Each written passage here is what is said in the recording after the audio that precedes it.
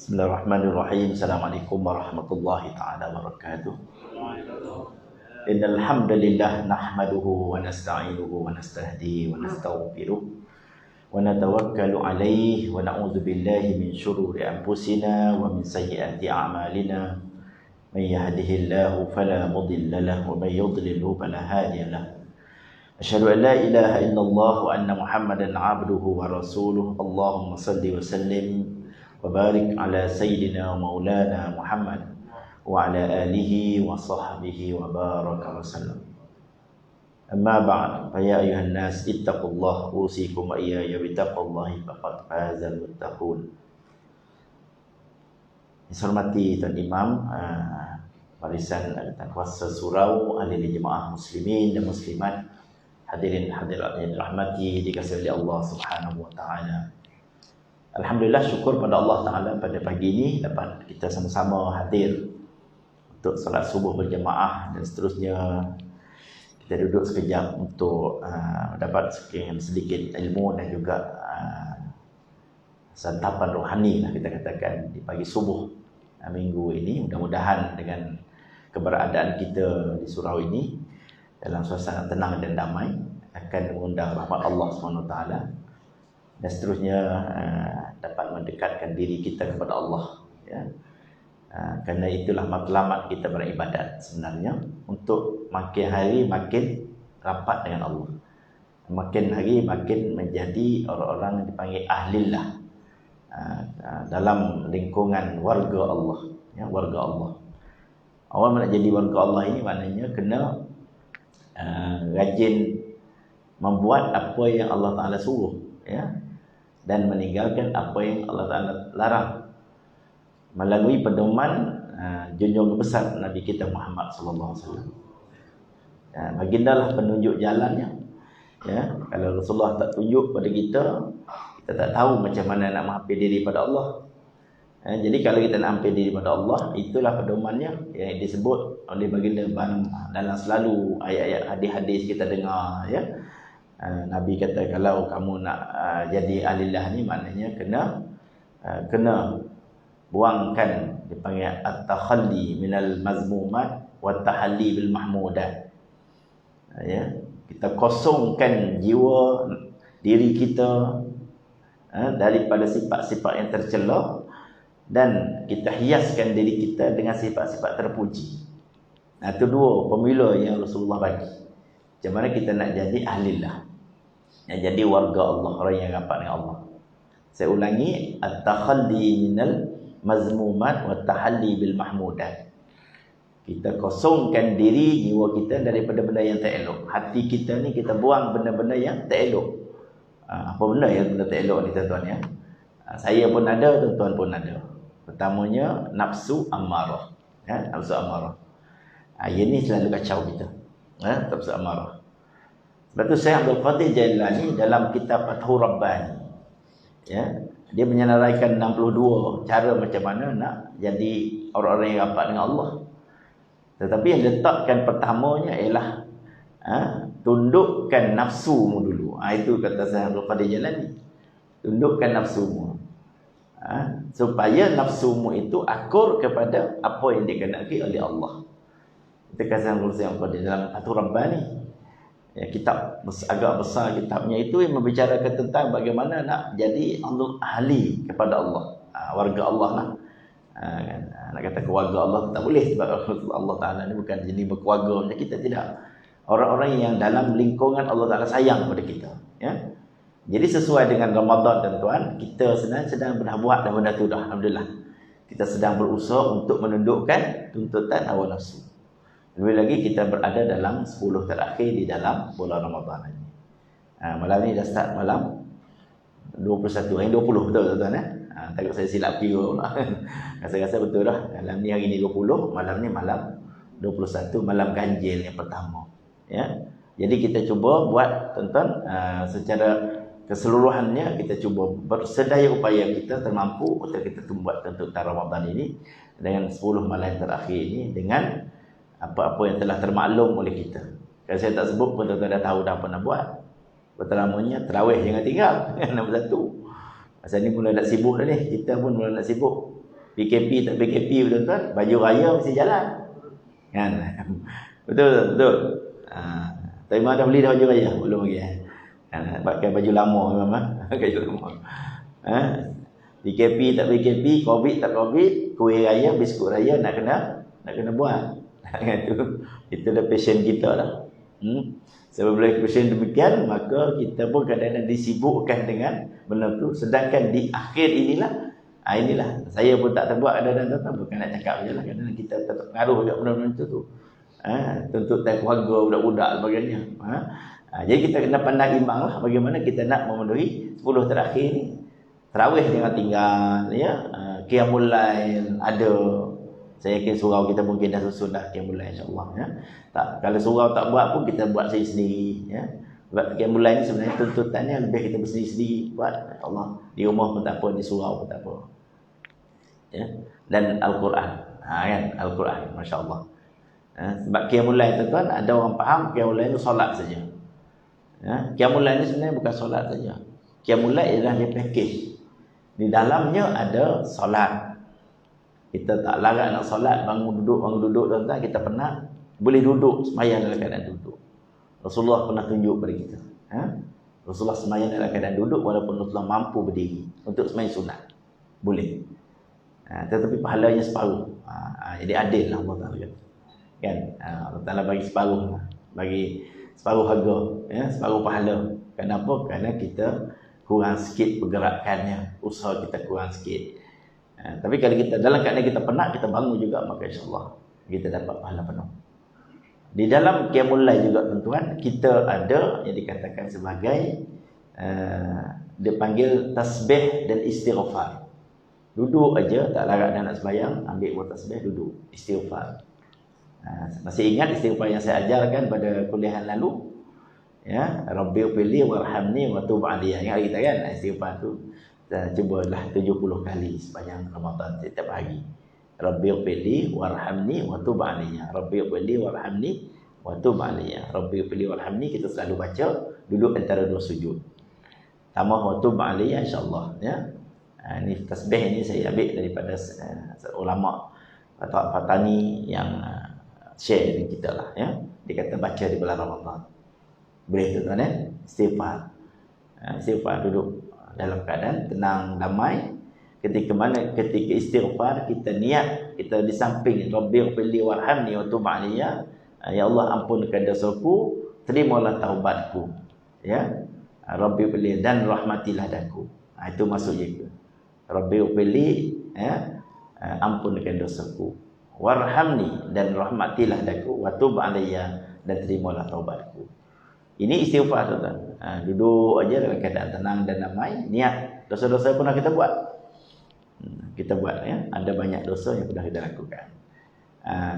Yang ketiganya tuan-tuan, kita boleh berhenti sekejap, ambil Al-Quran, baca Quran. Baca Quran sebelum subuh tuan-tuan, mahal nilainya insya-Allah. Selepas subuh ada maknanya, tetapi sebelum subuh dalam package yang mulai, ini jangan buat. Sebab tu kan antaranya saya pun tak buat, kadang-kadang bangun tak kenal dengan timingnya. Kadang-kadang kita itulah kita masalah nak melihara tidur kita lah, mempertahankan ketidurannya. Dengan bahasa apa tak tahu dah. Mempertahankan ketiduran kita tu. Bangun. Patutnya antara sahur dengan subuh 50 ayat kan, Nabi beritahu kan, 50 ayat. 50 ayat di antara, sebab tu dia letakkan imsak. Imsak itu. Imsak maknanya kita menahan 10 minit sebelum masuk waktu subuh. Ambil ketika itu tuan-tuan, kalau bolehlah kita buat, ambil Quran. Ambil Quran. Tak payah ambil benda lain time tu. Ya, mari kita sahur sampai 10 minit sebelum masuk waktu subuh, kita ambil Quran. Sementara nak tunggu masuknya waktu. Ini insya-Allah kalau kita boleh buat. Tak buat. Ini benar-benar sunat tuan-tuan, benda tak wajib, ya, benda sunat. Jadi kalau kita rajin insya-Allah kita ambil kedudukan insya-Allah. Jadi balik kepada asal tuan-tuan, itulah kita nak buang sifat-sifat mazmumah ni tuan-tuan. Pedoman Al-Quranul Karim, pedoman hadis-hadis Rasulullah, ya, dan doa-doa yang kita buat, kita bacakan itu sebenarnya adalah proses untuk kita nak membuang sifat-sifat mazmumah, sifat-sifat tercela. Ya, apa sifat tercela pada diri kita, tuan? Pertamanya, dalam Syekh Abdul Qadir Jailani sebut, dia kata, ambillah harta dunia ni, jangan tamak dan ambillah dengan penuh qanaah. Itu ya, selain pada menuntut tuntutan nafsu tadi, tundukkan nafsu tu, yang kedua ya, dia kata ambil takat mana yang boleh lah. Oh, dunia ni tuan, dia tak habis. Sebab nafsu kita memang tak puas. Tak puas tuan. Sebab tu ada orang, minta maaf lah tuan, dia dah pencen dah, ya, tapi yang patutnya ketika itu dia dah konsentrate kepada ibadat lebih. Setuju tak tuan? Setuju Memang kena setuju lah. Saya pun tak lama nak pencen ni. Nak pension. nak masuk kelab ahli pension. Kan? Pension bunyi sedap tu. Masuk kelab tu. Apabila nak masuk kelab tu, dah masuk kita 60 umur pencen, 63 umur kewafatan Rasulullah. Kan? Siapa yang lebih pada 63 maknanya umur bonus Allah Ta'ala bagi. Ya, jadi kita cuba buat tuan-tuan macam mana ya, macam mana nak macam. Jadi ada orang tu dia sibukkan diri dia dengan urusan-urusan duniawi. Rugilah ya. Tapi urusan kebajikan tak apa tuan-tuan sibuk buatlah. Nak jadi AJK surau, nak datang proses surau.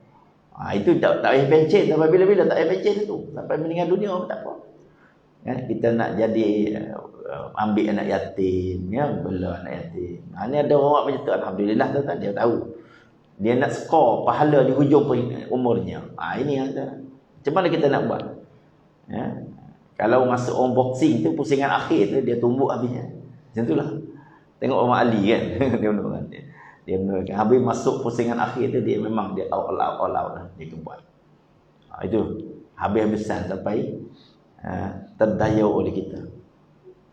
Dan kita ni pula bila umur dah di hujung perkhidmatan, di hujung umur ni, dia akan ada masalah sakit sana sakit sini, sakit lutut ada, sakit pinggang ada, nak berdiri nak berdiri. Dulu kita ada fikir nanti aku lepas pencen ni aku nak buat ibadat lebih, aku nak sembahyang banyak. Tak jadi macam tu tuan. Dia jadi terbalik kan. Waktu muda tu dah senang ya, waktu pencen ni. Sebab tu package ibadat tadi saya sebutkan bukan hanya solat saja.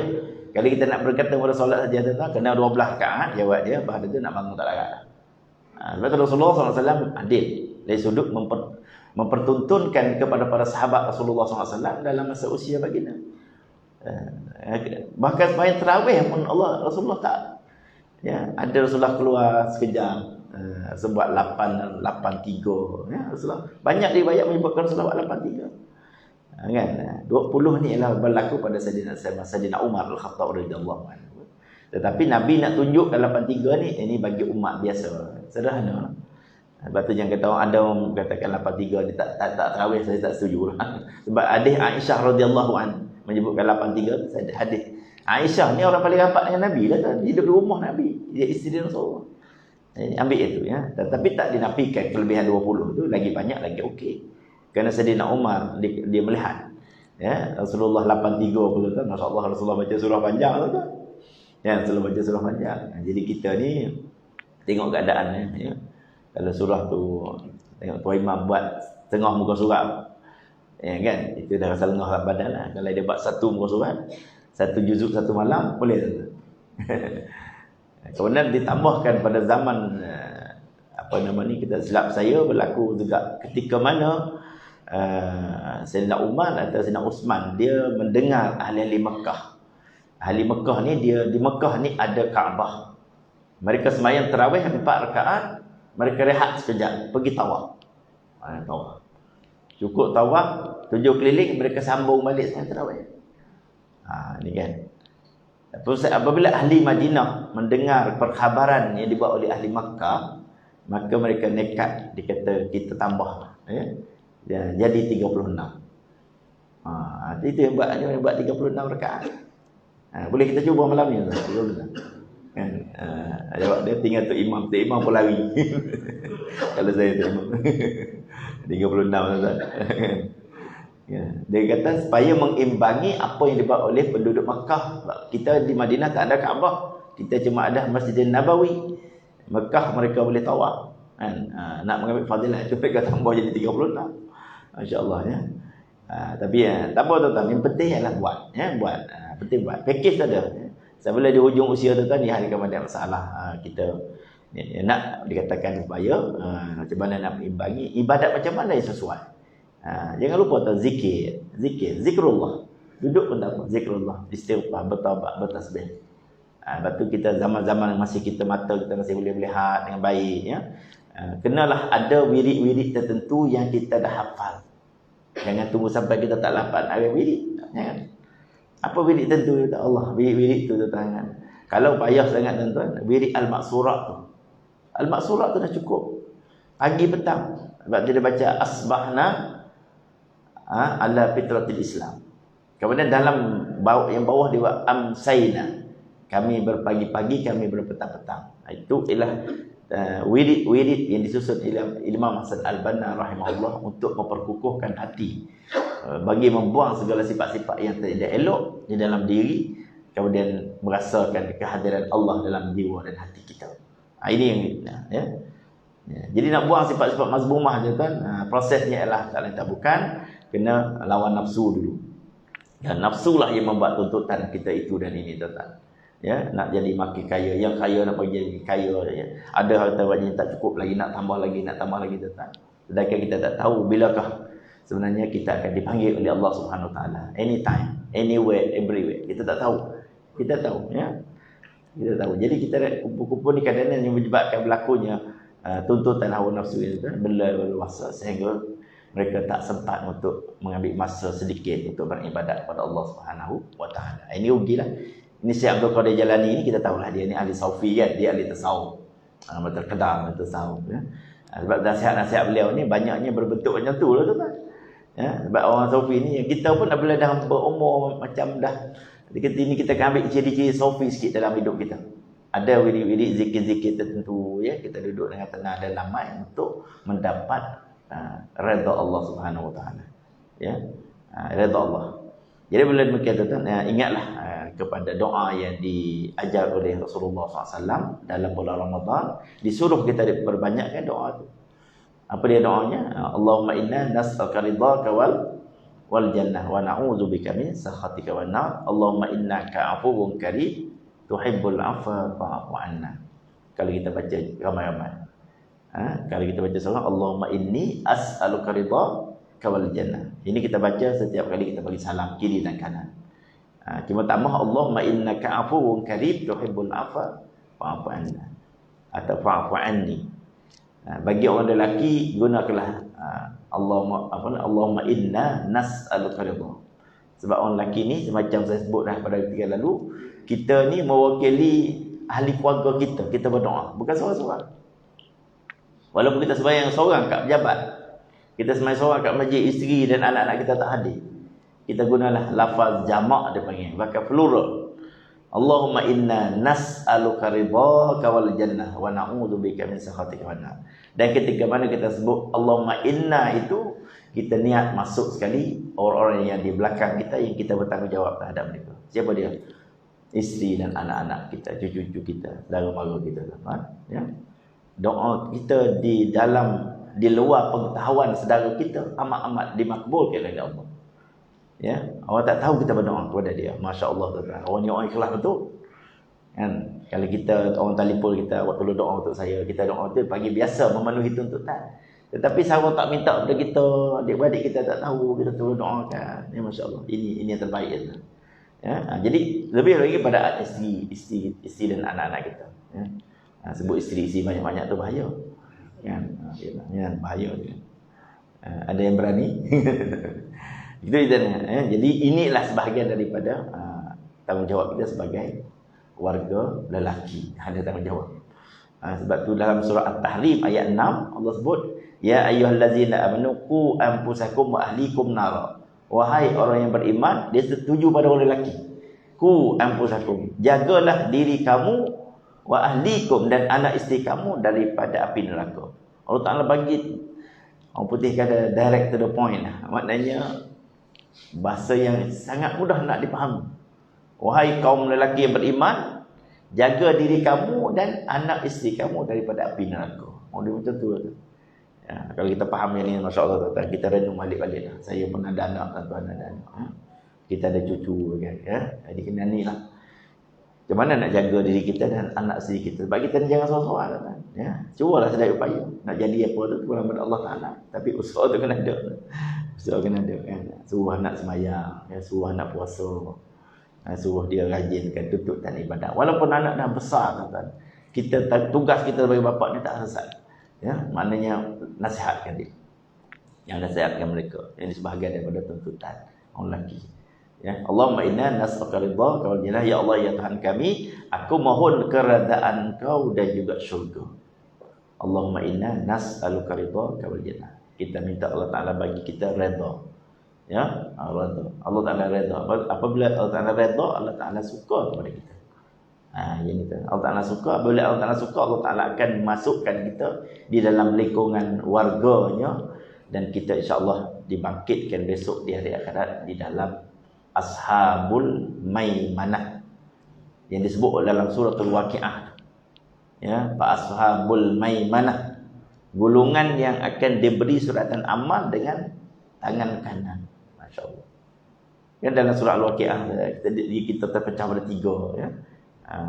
Orang yang diberi suratan amal dengan tangan kanan atau akan berhimpun di sebelah kanan, orang yang akan menerima suratan amal dengan tangan kiri dan berhimpun di sebelah kiri. Dan golongan yang ketiga as-sabiqun as-sabiqun ulaikal muqarrabun, golongan yang mendahului orang lain masuk syurga. Yang dahului orang lain masuk syurga. Yang ni barangkali Allah sebut sullatum minal awwalin wa qalilun minal akhirin. Ramainya daripada generasi terawal dulu, sikit daripada generasi kemudian yang boleh masuk syurga tanpa hisap, tuan-tuan. Yang masuk lorong smart tag. Tak smart tag lah. Lorong ni tu. Yang masuk lorong smart tag ni tak ramai. Kita tengok hari ni mula masuk smart tag ni tak ramai lah. Kita masuk Plaza Tol tu. Lalu saja galang terbuka tu. Dia tak payah buat apa pun, dia bawa kereta relax kan. Masuk tu buka. Kan? Kita ni lorong mana akan masuk? Lorong touch and go. Touch. Kalau cukup kredit, go. Tak cukup kredit, dia tak buka. Dia diam, dia tak tahu je. Pernah berlaku? Saya pernah berlaku, tak tengok, kredit tak cukup. Di dunia kita boleh ghostan balik, tuan-tuan. Kita boleh masuk lorong apa? Lorong top up. Top up boleh apa? Top up. Kita boleh ghostan balik. Di akhirat, tuan-tuan tak boleh nak ghostan tak? Ya, tak boleh nak ghostan tak? Itulah. Jadi nak top up sekarang. Ayat ini dibaca oleh Ustaz Rashidi dalam rakaat pertama. Wa anfiqu mimma razaqnakum min qabli an ya'tiya ahadakumul maut. Kalau nak bersedekah, bersedekahlah. Apa yang Allah Taala bagi rezeki kepada kamu sebelum kamu didatangi maut, kata Allah. Ya, fa yaqul rabbi laula akhartani ila ajalin qarib. Lalu orang-orang yang mati dalam keadaan tak sempat nak bersedekah, duit banyak dalam bank, harta banyak, tak sempat lah. Dia simpankan anak cucu, dia simpankan anak cucu. Pergi nak melancong dan sebagainya, tak sempat nak sedekah. Ketika dia sakratul maut, maka ketika itu dia kata fa saddaq, dia kata falau laula akhartani ila ajalin qarib, kalau boleh ya Allah bagi tangguh aku sekejap. Aku nak balik sekejap, aku nak naik ke dunia balik. Bagilah aku hidup. Fa saddaq, aku nak bersedekah dah. Wa aku minas salihin, dan aku nak jadi orang baik-baik. Tapi Allah kata apa? Wala yu'akhirallahu nafsan iza jaa ajaluha. Allah tak bagi tempoh tangguh dah apabila sudah sampai ajal. Innallaha khabirum bima ta'malun, dan Allah Taala Maha mengetahui apa yang kamu buat, kata Allah. Ini saya kata tak boleh nak ghostan balik tu, tak boleh nak untuk reload balik. Ini baru dalam kematian ni tu, belum lagi perbicaraan di pada mahsyar. Dia. Kalau ini dapat kita fahami, tuan-tuan, itulah sedekah. Sedekah wa anfiqu mimma, tuan-tuan ada duit 200,000 300,000 kan. Ada tak? Kan? Ada 200 ringgit pun tak apa, tuan-tuan, sedekah. Sebelum kita didatangi maut, tuan-tuan. Sebab bila kita didatangi maut tu, itu ayat Allah Taala bagi, ya, surah Al-Munafiqun, tak silap kan, surah Al-Munafiqun ayat 9. Ya. La tulhikum amwalukum wala auladukum an zikrillah. Jangan kamu dilalaikan oleh harta benda kamu dan anak bina kamu daripada ingat Allah. Ya, kita ni dua perkara ni dah tetap menyebabkan kita leka. Nak jadi ahlilah ni tak pernah rapat. Inilah. Jadi anfiqu, belanjalah. tengok balik. Bukanlah belanja semua tuan-tuan, adalah simpan tu kan. Tetapi jangan sampai kita tuan-tuan sayang kepada harta yang ada dalam bank kita tu sehingga kita lupa untuk kita nak bersedekah untuk diri kita. Apabila kita meninggal dunia tuan-tuan, duit ada dalam bank 200 ribu ataupun berapa banyak tuan-tuan ada, akan menjadi sepenuhnya harta pusaka. Anak-anak akan bagilah. Anak-anak akan bagilah. Abdul Wahab kata apa? Abdul Wahab nak orangnya. Abdul Wahid. Dia bagilah ladang-ladang factory ni adalah untuk ni abang punya. Adik keluar tanya macam mana? Tu duit ada 5 juta ni untuk awak. Okey. Ini adik. Sahabat Abdul Wahid dia kata rumah buruk ni kau punya. Nanti pernah belinya. Pedoman pernah beli tu dah ambil kata. Kan pernah beli kan. Tu tengoklah ayah dah tengah duk terbaring tu. Dia dah bersembang dah dua orang tu. Macam mana ni kata ayah dapat nak jam. Apa je kita nak buat ni? Macam mana kan? Sampai ayah nak pergi hospital pun tak boleh. Kan? Si pernah beli pandai dia buat pengajaran. Sebut hospital, dia kata kena potong nama tu. Jadi ada anak yang prihatin tuan-tuan, dia nak ambil berat kita sampai last minute. Ada anak dia bagi gitu-gitu lah tuan-tuan ya. Jadi kita tahu nak kita macam mana patternnya kita tahu lagi. Abdul Wahab kan pattern Abdul Wahid. Kan kita tahu lagi. Tapi saya nak sebutkan apabila kita meninggal dunia immediately kan. Maknanya terus kita akan harta kita semua dah jadi harta pusaka. Bukan lagi milik kita, kita tak boleh buat apa dah. Bahkan isteri kita sendiri pun mendapat 1/8. Bagi yang tak, bagi ada anak ada 1/4, bagi yang tidak ada anak dipanggil. Orang kampung panggil kepala mayat. Betul, ada tuan-tuan dengar kepala mayat. Istilah kepala mayat. Kenapa jadi gitu? Allah Taala tak adil dengan tanah sedangkan dia cari duit daripada muda dengan suaminya. Ialah isteri kita pun dah tua dah. Cukuplah 1/8 tu. Dia nak makan apa lagi? Ya kan? Tak nak. Ni yang nak hidup lama ni anak-anak kita lah. Hak dia. Tak mana ada kita bagi. Ya Allah Taala bagi gitu.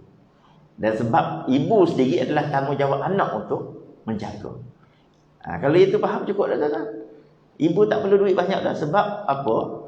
Sebab anak keseluruhannya bertanggungjawab untuk membela ibu. Jadi ibu ni duit tu untuk shopping beli gitu-gitu ialah 1/8 tu.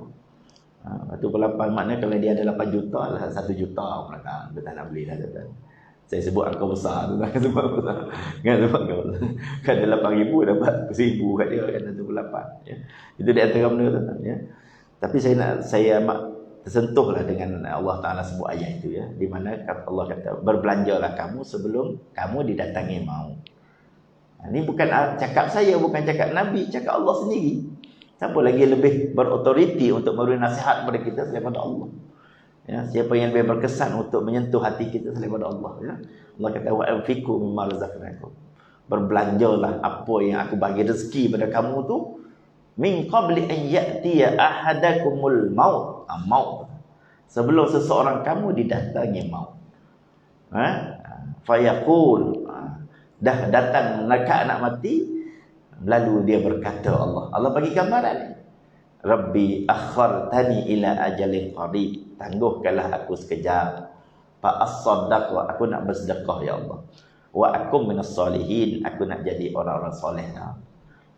Bila ni tuan-tuan Allah bagi gambaran ni dekat ni sakatul maut tu, dekat dengan mabuk nak mati tu kan. Kita minta ni akan kita alami semua tuan-tuan. Jangan takut, jangan risau, tetapi sebelum sampai tempoh itu kita buat. Ya, sebab semua kita akan lalu di situ. Kan? Saya ke dulu, tuan-tuan dulu, wallahu a'lam. Agak-agak tuan-tuan dululah. Saya last sekali. Angan-angan berangan tu last sekali, tak tahu lagi ya. Kita tak pasti lagi kita siapa dulu. Ya, ibarat kelapa tu kan, orang tua-tua kata dia kelapa tak semesti kelapa yang tua atau baru gugur. Ya kan? Tengok-tengok Allah berapa kecil baru nak membuah, Allah dah berlonggok kat bawah. Ni naik motosikal laju-laju tu kelapa muda tu tak gugur. Kan anak cucu kita ni dengan kelapa. Tengok kelapa tua elok-elok lagi dekat atas. Kena hantar beruk naik baru boleh buat turun. Kan kelapa tua.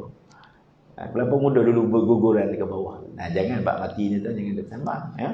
Tapi yang penting wa anfiqu mimma razaqnakum tu. Allah ya. Wa aku minas solihin, aku nak jadi orang soleh. Nak jadi orang soleh ni yang sedang kita bicara tuan. Orang yang rapat dengan Allah ni orang soleh lah. Orang baik. Orang soleh ni saya tidak ambil terlalu ideal sangat. Kalau orang soleh zaman Rasulullah, zaman sahabat, zaman tabi'in. Bulan Ramadan tuan mereka tak tidur, mereka tak tidur. Kita ni memanglah nasib kita lah. Mereka habis main tarawih, mereka duduk baca Quran sampai dekat dengan. Mereka tidur sekejap saja untuk mengambil fadilat. Ada mengatakan sunat kita tidur sekejap untuk qiyamul lail, untuk baca sembahyang tahajud. Kalau kita tak tidur tak boleh buat tahajud ke? Boleh, tak masalah. Tapi sunat tidur sekejap. Allah supaya apa? Supaya kita ada kekuatan untuk bangun di waktu di penghujung. Sebab tu saya pengertian soleh ni tuan-tuan, bukanlah saya nak ubah pengertian soleh tu, tapi soleh orang zaman dulu lain. Soleh zaman kita ni tuan-tuan, apa yang mampu ni kita buat hari ni lah. Hati kita baik, orang soleh, orang baik. Hati kita. Betulkan hati masing-masing insya-Allah tuan-tuan. Ya, Nabi sebut ya, apa kan Nabi kata dalam diri kamu tu ada segetul daging kan. Apabila baik dia bukan baik semua sekali. Apabila buruk dia habis rusak. Betul lah tuan-tuan yang Rasulullah sebut. Ya. Ini yang menjadi masalah hati tuan-tuan. Baik orang jadi pemimpin, baik orang jadi apa dia nak? Ibu bapa, baik orang jadi apa namanya alim ulama sendiri sekalipun. Hati kena betul. Betulkan hati dulu. Tujuan apa kita buat demikian, ya? Saya sebut ulama tu kenapa hari ini timbul isu-isu yang ditimbulkan oleh alim ulama kita juga kadang isu-isu khilafiyah. Isu-isu yang membid'ahkan segolongan dari perlakuan yang telah dibuat menjadi tradisi umat Islam di Nusantara. Maka dibid'ahkan banyak tuan-tuan. Saya pun jadi pening. Ya. Semalam saya menghadiri persidangan NGO Islam yang buat. Ya, saya diminta bercakap 10 minit dalam aspek keselamatan. Ramailah lagi tokoh-tokoh, masuklah apa ni Habib Ali pun ya. Pakat-pakat bincang macam mana nak memperbaiki ummah. Ya, bagi ummah. Maka masing-masing pakat bagi pandangan lah, ya, bagi pandangan. Ya. Saya kata dua gulungan ni kita kena bagi perhatian. Ialah al-ulama wal umara. Nabi kata simfanin minan nas iza saluhan nas wa iza fasada. Dua gulungan manusia kalau baik maka umat seluruh jadi baik. Dan kalau rusak dua golongan ini maka semua umat jadi rusak. Siapa dia? Al-ulama. Nombor satu sekali ulama. Yang keduanya al-umara, pemerintah. Jadi kita tengok hadis ni tetap memang kita tepat. Ulama jangan dia buat benda-benda yang mengelirukan ummah. Setuju tak? Kan kita tak tahu hak tahlil ni boleh ke tak boleh. Kan? Di bid'ah yang tahlil tu kita dah lama duduk tahlil. Kita buat tahlil lah. Kan? Saya tak nak cakap bab hujah. Saya berberamankan guru pondok saya dulu lah. Oh, kita bukan kat pondok tu. Guru pondok ni bukan jalan-jalan orang. Dia lebih ber-PhD. Dia mengaji kitab daripada kulit ke kulit. Dia bukan mengaji 4 tahun, 2 tahun, 5 tahun. Dia mengaji ni tuan-tuan. Dia berbelah-belah tahun. Sampai 20 tahun. Sampai 40 tahun. Duduk di Mekah. Mereka balik buka pondok. Tetapi masih mereka bertahlil arwah. Saya dulu duduk kayu bersikap ikut belakang Tok Guru kan pergi bertahlil arwah. Jadi saya nak berhujah ni saya tak reti sangat nak hujah. Saya hujah kan hadis mana kan. Tapi saya pernah tanya Tok Guru saya, boleh tak kita buat makan ya? Pergi makan ketika mana orang mati. Setelah dikebumikan orang meninggal, boleh tak kita balik semula ke rumah tu untuk makan? Maka dia pergi masuk ke dalam bilik dia buat keluar catatan dia. Dia buat keluar hadis. Ketika mana ada berlaku satu kematian, Rasulullah pergi mengiringi sampai perkuburan dan setelah selesai perkebumian, maka salah seorang daripada ahli keluarga yang meninggal dunia itu datang menjemput Rasulullah. Kan? Jemput ke rumah. Maka Rasulullah pun pergi. Maka disebut Pak Akalu terus pun makan juga. Ya, jadi maknanya ada dalil menunjukkan bahawa Rasulullah pun makan.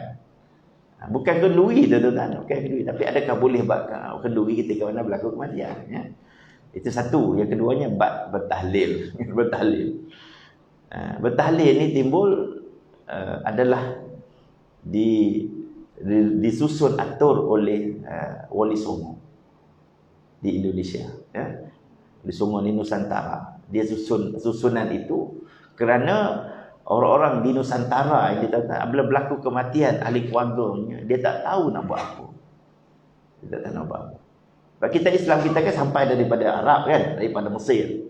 Kita ni dulu, kita buat apa dulu berlaku kematian? Kita pun tak tahu, buat mak ayah kita buat apa.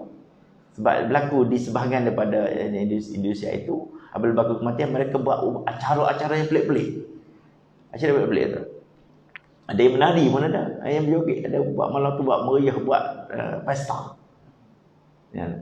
Jadi ulama-ulama kita zaman dulu mereka bijak. Sebab daripada duduk berhimpun buat benda-benda tak elok ni, kenapa kita duduk, mari kita duduk ramai-ramai, kita baca qul huwallah sikit, ya. Kan? Kita baca Al-Fatihah, baca qul huwallah, baca selawat pada Nabi, istighfar, baca Quran, kadang kita berzikir. Ya. Maka susunan inilah tu nak jadi tahlil tu. Baik ke tak baik tuan-tuan? Baik ke tak baik? Baiklah, ya. Walaupun dia tak pernah dibuat zaman Nabi. Kerana apa? Kerana Imam Syafi'i sendiri memberi pedoman. Dia kata bid'ah tu ada dua jenis. Bid'ah tu bid'ah yang baik sekiranya dia tidak bercanggah dengan syariat. Bid'ah tu akan jadi sesat kalau dia bercanggah dengan syariat. Imam Syafi'i beritahu begitu. Jadi kita buat tahlil ni, apa kita buat tuan-tuan? Kita mula dengan apa? Ila syarafin Nabi Muhammadin sallallahu alaihi wasallam. Al-Fatihah. Fatihah tu apa? Kan? Ayat Quran tu, ayat Quran tu. Ummul kitab, ibu segala kitab. Kemudian kita baca qul huwallah. Ayat Quran juga. Baca ayat kursi tu ayat Quran. Lepas tu kita baca apa? Berselawat. Allahumma salli ala sayyidina Muhammadin, kan? Kita baca afdhalus salatin ala, kan? Itu berselawat pada Nabi. Kemudian kita berzikir, zikrullah. Maka susunan ini kita jadikan dia sebagai nama dalam majlis tahlil, kan, tahlil. Ya, maka ini. Adakah yang wajib? Dia tidak wajib. Dia adalah elok dibuat sebagai nak meraihkan ibu bapa kita telah meninggal dunia. Adik-beradik berhimpun malam tu tak tahu nak buat apa. Ya, betul.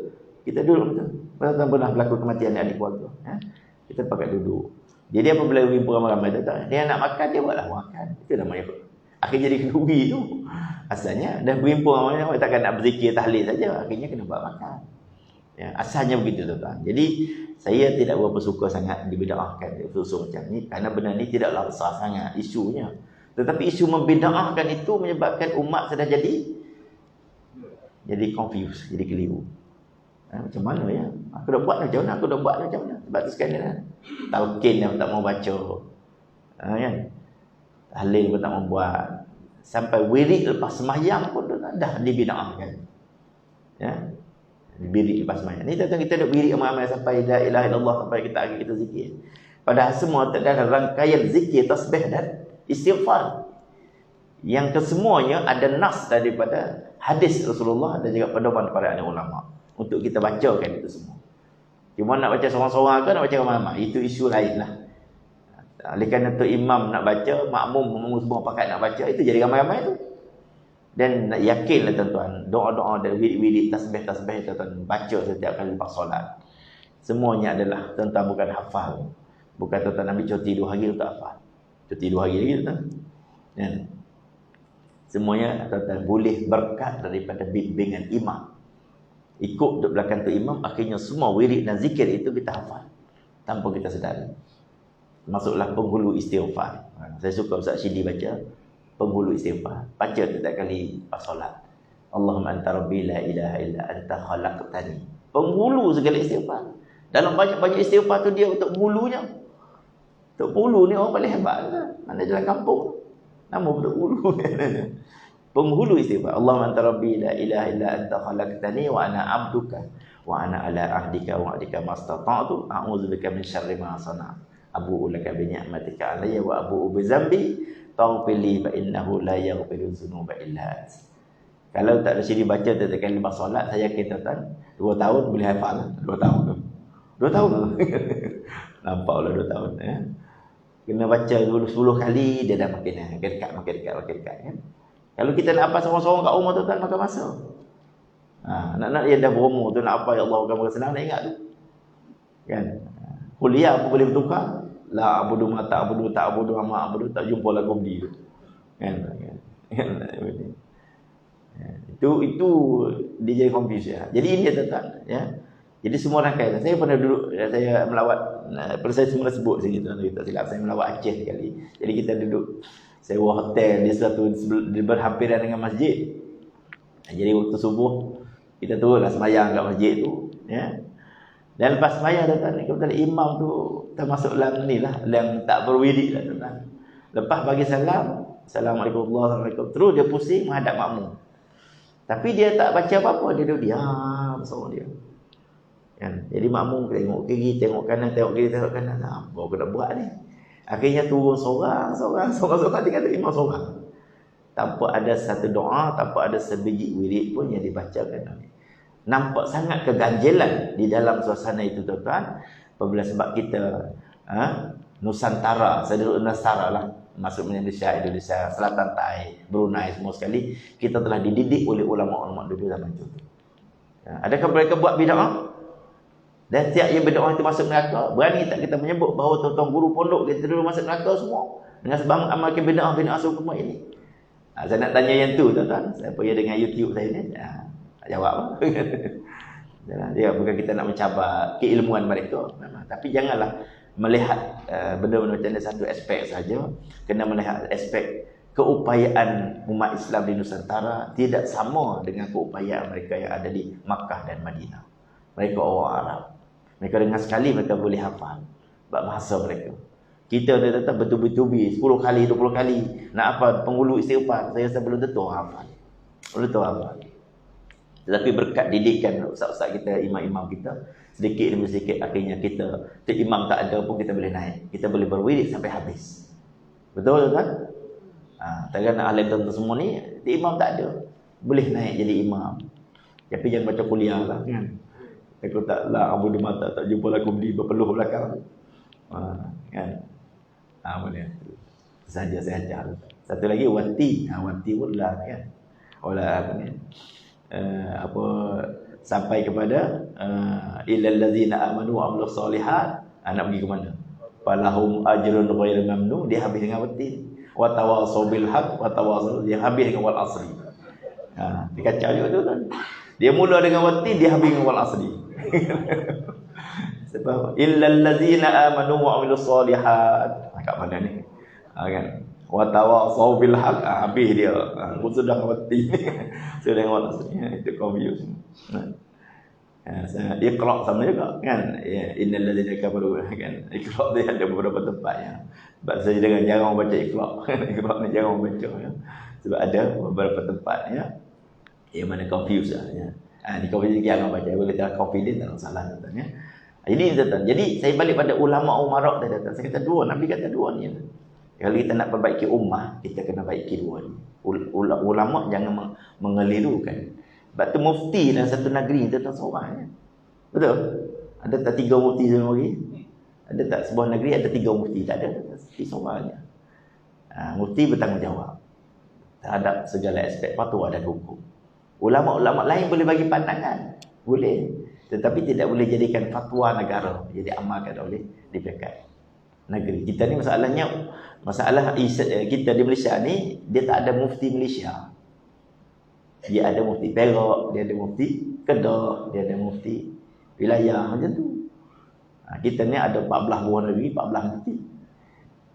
Tetapi seluruh mufti ni dia ada jabatan kuasa fatwa. Betul-betul ni dipengusikan oleh KP Jakin, Ketua Pengarah Jakin.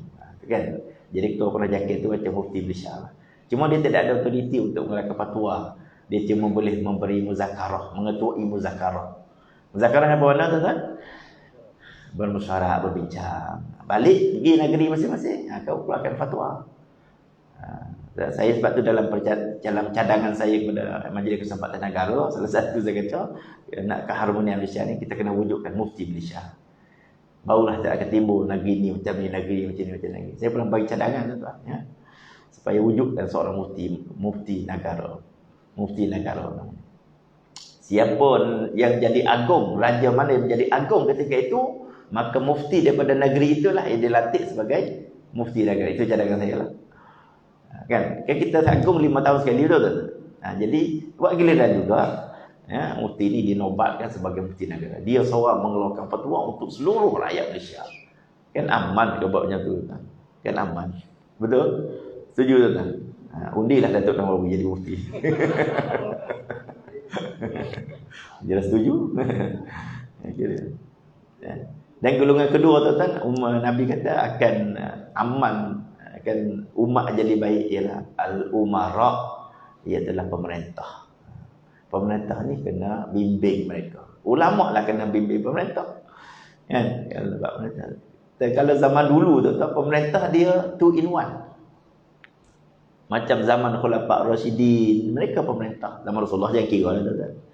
Sayyidina Umar, dia adalah khalifah dan dia adalah ulama. Dia adalah alim, dia adalah warak, dia adalah kuat ibadat, semayang malam tak berhenti kan dia orang. Zaman sampai kepada akhir pemerintahan Khilafah Utsmaniyah, masih lagi ada ciri-ciri itu. Sultan Muhammad Al-Fatih sebagai contoh. Kan? Muhammad Al-Fatih ni zaman pemerintahan Khalifah Utsmaniyah dah ada dah semua Rom, Parsi, dah ada dah Empire Byzantine, dah ada time tu. Dah ada dah Belgium. Ya, sebab Muhammad Al-Fatih ni pernah buat kerjasama senjata, membina senjata, membuat senjata berat meriam tu. Yang besar-besar, yang boleh tembak kota Constantinople tu sampai pecah. Dia bekerjasama dengan Belgium. Bukan zaman lama sangat tuan-tuan. Kita tengok filem Muhammad Al-Fatih. Tengok kalau boleh ya, bagaimana Sultan Muhammad Al-Fatih berumur 21 tahun berjaya menakluki kota Constantinople. Kenapa? Mereka mempunyai kekuatan yang luar biasa. Ya? Dia berpedomankan satu hadis Nabi, ya, la tuftahanna Konstantinia fala ni'mal amir amiruha wa la ni'mal jaish zalikal jaish.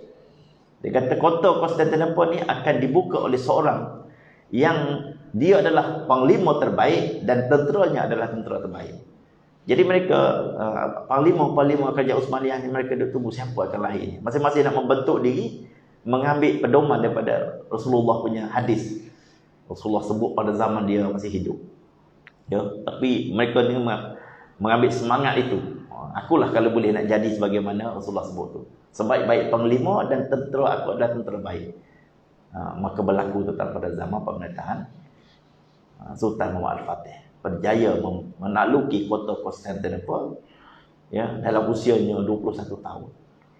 Dan dia berjaya menakluki kota Konstantinopel, tuan-tuan, dia tukar namanya kepada menjadi Istanbul, kan? Akhirnya menjadi Istanbul, bukan Istanbul tu yang beli macam tu, kan? Istanbul. Ketika masuk ke kota tu, tuan-tuan, dia nak solat Jumaat. Dalam kota Konstantinopel dia nak solat Jumaat. Maka dia siapa nak jadi imam mengetuk solat Jumaat ni. Ya, dia nak jadi solat Jumaat ni, ya, ialah orang yang tak pernah tinggal solat berjemaah, orang tak pernah tinggal solat tahajud, dan tak pernah tinggal solat sunat Isnin Khamis, maka dia kena jadi imam. Sultan Al-Fatih bagi arahan. Siapa yang tak ada ciri-ciri tadi sila duduk. Mula-mula dimulakan dengan siapa yang tak pernah tinggal solat jamaah. Yang pernah tinggal duduk. Sebahagian duduk, sebahagian tu ada lagi masih duduk berdiri, sebahagian kecil. Siapa yang tak pernah tinggal qiyamul lail, dia akan layak jadi imam hari ni. Siapa yang pernah tinggal duduk lagi, kan? Tinggallah sebahagian kecil. Dan siapa tak pernah tinggal puasa sunat Isnin dan Khamis, ya, sila duduk. Maka yang selain semua duduk, tinggal dia seorang. Tinggal Sultan Muhammad Al-Fatih seorang yang tak pernah tinggal 3 perkara ni, tuan-tuan. Ini umarak zaman dulu, tuan. Maka dia lah jadi imam ketika itu, mengetuai solat Jumaat dalam kota Konstantinopel yang baru ditawan. Dia menghampiri anak-anak. Ni tengok ciri keadilan dia. Anak-anak orang kafir yang takut berlari berkeliaran, dia pergi mendekati. Orang ingat Sultan Al-Fatih ni jenis ganas ni, bunuh semua orang. Dia ambil anak-anak tu, dia dukung anak-anak tu. Siapa yang masuk, maknanya nak cerita kan, pemerintah Islam boleh dah menakluki satu negeri, dia mendekati penduduk di situ, maka dia mengharmonikan keadaan. Dia menunjukkan ciri-ciri seorang yang begitu penyayang. Dia ambil, dia dukung anak-anak kafir itu. Cuba tuan bayangkan macam mana kan? Itu yang pakat masuk Islam tu kan. Tapi bukan saya nak cerita itu tuan. Saya nak ceritakan ciri pemimpin tu. Zaman dulu mereka 2 in 1, 3 in 1 tuan. Tapi kita hari ni lain sikit tuan ya. Yang ulama duduk dengan ulamanya dan umara duduk dengan umara. Mereka buat mesyuarat sama-sama doang. Nak buat tu, nak buat ni, nak buat tu, nak buat ni. Jarang ada mufti dengan majlis mesyuarat tu. Ya. Apalagi nak buat projek besar, pelaburan yang hebat-hebat. Ini bila berlakunya sesuatu yang bencana syariat, baru nak cari mufti. Nak tanya fatwa betul tak betul, boleh ke tak boleh. Itu yang jadi masalah negara kita kan, itulah. Jadi kena kalau belum lagi inilah kalau ya pemimpin-pemimpin ini kita tak tahulah ya. Ketua polis negara baru-baru dah yang datang dengan kenyataan. Saya tak nak ulang lebih sebab saya pernah lingkungan kerajaan juga, nanti bahaya kan, walaupun dia nak mencin kan. Artinya itulah tuan ya, berlakunya rasuah negara kita ni ya. Kalau berlaku rasuah di peringkat yang besar tuan.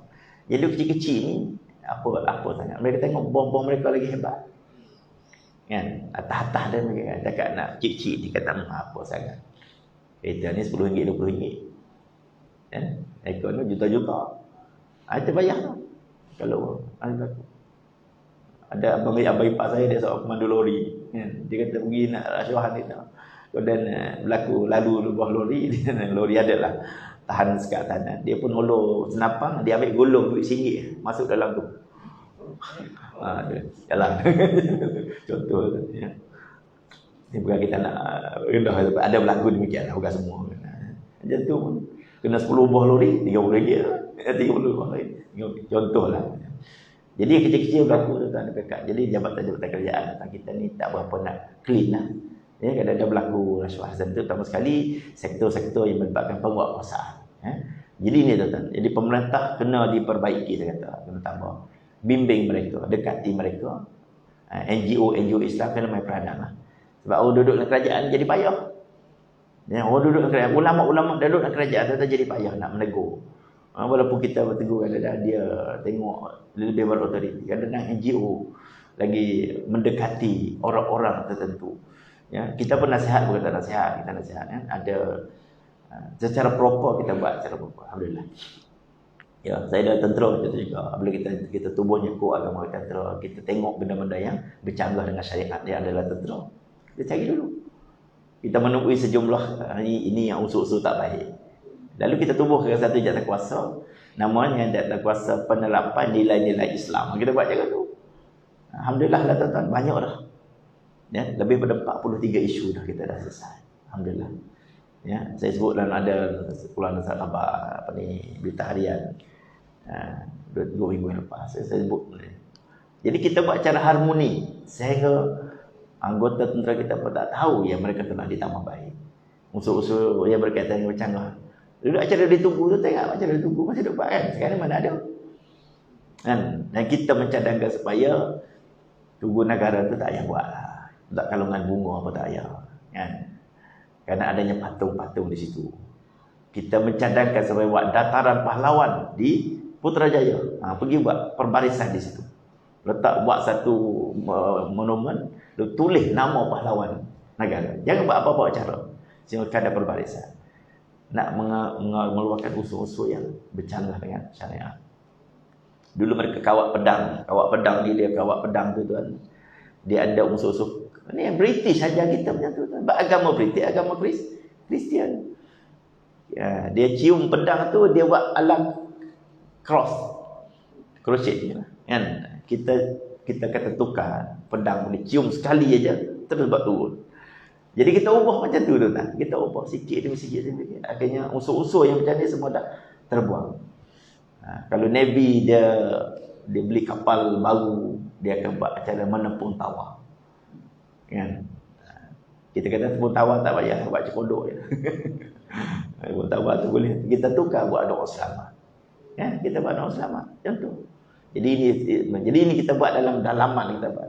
Tetapi ada lagi tuan-tuan dia tak pemimpin-pemimpin kita ni ada yang tidak mengambil berat hal seumpama ini dan tidak ada organisasi yang mendekati mereka, maka dirisau dia.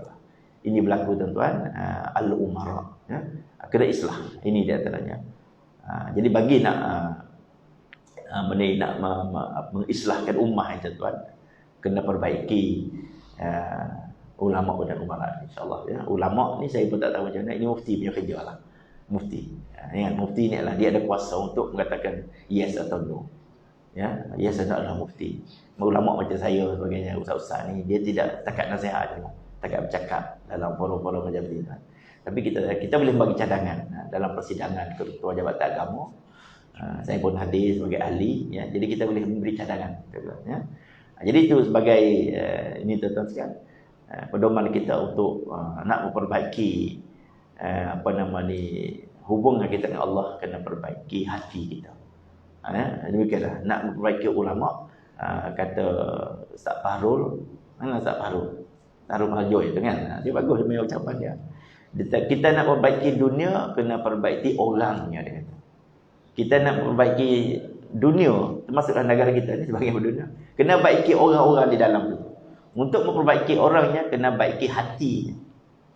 Dan untuk baiki hatinya, baiki solatnya dulu. Kalau solat dia okey, insya-Allah hati dia akan jadi mula baik. Makin lama makin betul. Jadi kita ni tuan-tuan, insya-Allah tuan-tuan yang ada depan saya ni, insya-Allah saya doakan jadi ahlilah semua. Ya, kita dah mula hati dah jadi baik, insya-Allah. Ya, hati kita dah bagus. Ya, tak ada lagi niat nak buat buruk ke orang, ya. Nak menjanam, nak fitnah dan sebagainya. Kita dah mula membentuk diri kita supaya akur dengan kehendak Allah Taala. Kita puasa, kita semayang, ya. Kita berjemaah, kita datang hubungan silaturahim. Nanti kita dah makin baik, ya. Sekarang ni nak tambah amal saja untuk supaya kredit kita lebih masuk touch and go terlepas. Kan? Jangan kita besok nanti duk beratur lorong tunai baru nak buat. Nak hari tu baru nak penuhi kredit. Itu lah. Sebab tu lorong tunai lorong paling panjang sekali tu. Kebetul, ya. Nak touch and go mungkin kita tak nak smart tag mungkin kita tak sampai ke peringkat tu, tapi kita target touch and go. Kredit kita cukup kan, sampai semua letak aja, mereka kata jalan. Kamu punya kredit melebihi daripada kamu punya debit. Kan? Kredit tu pahala, debit tu dosa lah. Tengok lepas, alhamdulillah. Dapat 51% okey.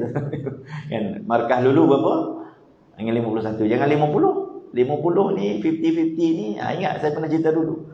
Orang akan ditahan di atas penjara Al-A'raf. Kenapa? Kerana markah dia ngam-ngam, 50 baik, 50 jahat. Malaikat pun tak tahu nak ke mana, dia kata kita tahan dulu 500 tahun tahan atas penjara Al-A'raf. Disebut Rasul Al-A'raf. Ni orang 50-50, dapat 51%. Okey, masuk syurga insya-Allah. Contoh tuan ya, contoh di antaranya. Jadi inilah tuan-tuan, mudah-mudahan dengan berkat Ramadan kita sama-sama berdoa kepada Allah Taala dan perkuatkan azam masing-masing untuk memenuhi tuntutan Ramadan selama 10 hari lagi insya-Allah, dengan segala amal yang telah pun kita tahu kerana ini sebahagian daripada azam kita untuk menghabiskan Ramadan tahun ini. Baikkan hati kita insya-Allah, buangkan sifat yang tidak baik dalam jiwa kita, tambah baik kita sifat-sifat yang mulia dalam diri kita. Makin kita berumur, makin dekat kita dengan Allah. Dan jangan lupa tadi, bersedekahlah sebelum kita didatangi maut. Kerana ketika itu tidak lagi berguna harta benda kita, kecuali kita bawa hati kita dengan yang sejahtera ini kepada Allah Subhanahu wa Ta'ala. Sekadar itu untuk kuliah pada pagi ini, saya doakan semoga kita semua dalam keadaan sejahtera dan baik, dan selamat menghabiskan Ramadan dan selamat menyambut Aidil Fitri insya-Allah. Kita bertemu lagi dalam selepas Ramadan. Wabillahi taufiq hidayah. Assalamualaikum warahmatullahi wabarakatuh. Bismillahirrahmanirrahim. Alhamdulillahirabbil alamin wassalatu wassalamu ala rasulil amin wa ala alihi washabbihi ajma'in. Allahumma hdina bihaqqi hidayatika ya muqallibal qulub, tsabbit qulubana ala dinika wa ala ta'atika subhanaka inna kunna minaz zalimin. Rabbi zidna ilma warzuqna fahma. Rabbana 'alaika tawakkalna wa ilaika anabna wa ilaikal masir. Allahumma khtim lana bi husnil khatimah wa la takhtim 'alaina ya Allah bi su'il khatimah. Sallallahu ala sayyidina Muhammad wa ala alihi wa sahbihi ajma'in. Walhamdulillahirabbil alamin. Qabbalallahu minkum.